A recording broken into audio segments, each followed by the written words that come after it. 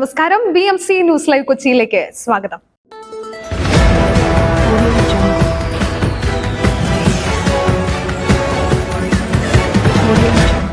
ഈ വാർത്തകൾ നിങ്ങൾക്കായി അവതരിപ്പിക്കുന്നത് city tower, city wear, city shoes Angamaly, powered by Leotech solar solutions, mile food stuff Mookkannoor and Cochin Kalabhavan Angamaly franchise.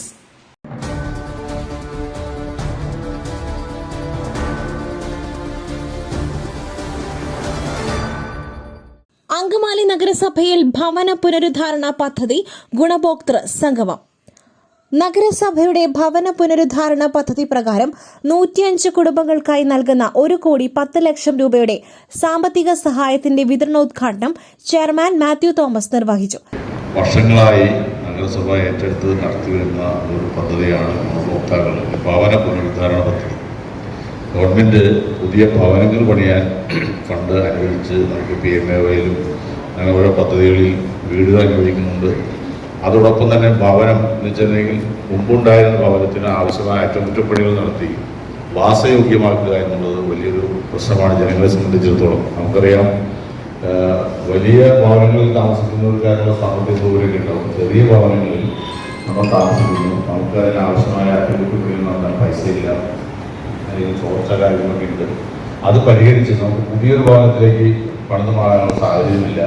അപ്പോൾ അതിനൊരു സഹായം നഗരസഭ ചെയ്യുന്നു എന്നുള്ളതാണ് ഈ പദ്ധതികളുടെ പ്രത്യേകത.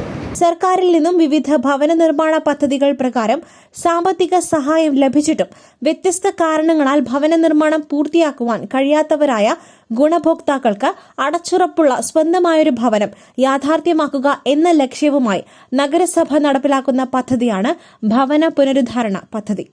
കഴിഞ്ഞ 3 വർഷങ്ങളിലായി 2,25,00,000 രൂപ നഗരസഭയുടെ തനത് ഫണ്ടിൽ നിന്നും ഈ പദ്ധതി പ്രകാരം വിതരണം ചെയ്തുവെന്ന് ചെയർമാൻ അറിയിച്ചു.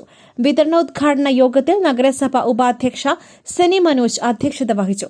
സ്ഥിരം സമിതി അധ്യക്ഷരായ TY ഏലിയാസ്, ജാൻസി അരിക്കൽ, ലക്സി ജോയ്, ജിത ഷിജോയ്, ജില്ലാ ആസൂത്രണ സമിതി അംഗം Reetha Paul, BJP parliamentary party leader AV Raghu, നഗരസഭാ സെക്രട്ടറി ജെയിൻ വർഗീസ് പാഞ്ഞാടൻ, കൌൺസിലർമാരായ Bastin D Parackal, Rusly Thomas, Lizy Poly, Lilly Joy, PN Joshi, Ajitha Chijo, Rajani Sivadasan, clean city manager Anil R, health inspector Prakash Zacharia, KILA resource P Sasi എന്നിവർ ആശംസകൾ നേർന്ന് സംസാരിച്ചു.